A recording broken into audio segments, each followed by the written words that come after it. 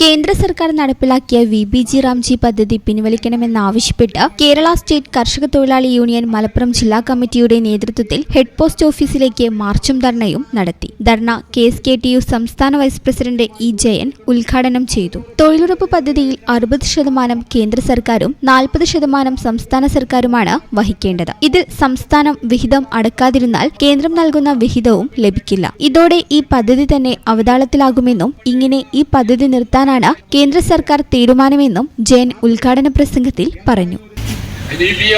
എന്ന് പറയുന്ന പുതിയൊരു സംവിധാനത്തിലേക്ക് മാറുകയാണ്. ദേശീയ തൊഴിലുറപ്പ് പദ്ധതി അതിന്റെ 60% കേന്ദ്രം നൽകും, 40% ഇനി മുതൽ സംസ്ഥാനം നൽകണം. സംസ്ഥാനം പണം നൽകിയില്ലെങ്കിൽ കേന്ദ്രം പണം നൽകില്ല, അതോടുകൂടി പണി നിൽക്കും. ഈ പാവപ്പെട്ട തൊഴിലാളികളെ വശംബദ്ധരാക്കാൻ എന്താ BJP ആറുകാരൻ പറഞ്ഞത്?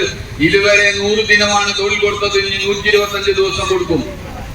നിങ്ങളൊക്കെ എത്ര വിരോധാഭാസമാണ്. എന്റെ പിറകിലും എന്റെ ഒപ്പവും ഇരിക്കുന്ന തൊഴിലാളി സഖാക്കളുണ്ട്. 100 ദിനം പൂർത്തീകരിച്ചത് അപൂർവങ്ങളിൽ അപൂർവമാണ്. കേരളത്തിലാകെ ശതമാനക്കണക്ക് എടുത്താൽ ഇന്ത്യയിൽ ഏറ്റവും കൂടുതൽ ദേശീയ തൊഴിലുറപ്പ് പദ്ധതി നടപ്പാക്കിയ സംസ്ഥാനം ഏതാ? കേരളമാണ്. 67.something. ഈ 67.something നടപ്പാക്കിയ കേരളത്തിൽ 100 ദിവസം തൊഴിൽ നൽകാൻ നമുക്ക് കഴിയുന്നില്ല. ആ നിലയിലാണ് ഇവർ പറയുന്നത് 125 ദിവസം നൽകും. ഈ പാവപ്പെട്ട തൊഴിലാളികളെ പറ്റിക്കണം.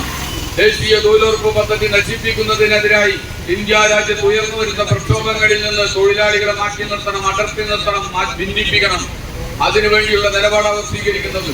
ധർണയിൽ ഏരിയ സെക്രട്ടറി ബാലകൃഷ്ണൻ അധ്യക്ഷനായിരുന്നു. Area president Iqbal, KP Ajayan എന്നിവരും സംസാരിച്ചു. ഈ ചാനൽ ന്യൂസ് മലപ്പുറം.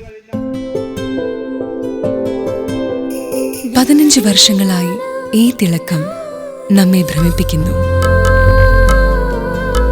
15 വർഷങ്ങളായി ഈ വ്യത്യസ്തത നമുക്ക് ആത്മവിശ്വാസം നൽകുന്നു.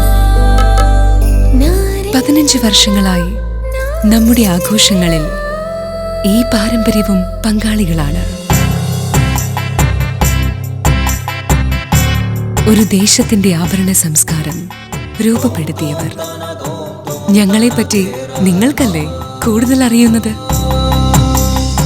പരിശുദ്ധിയുടെ സുവർണ പാരമ്പര്യം.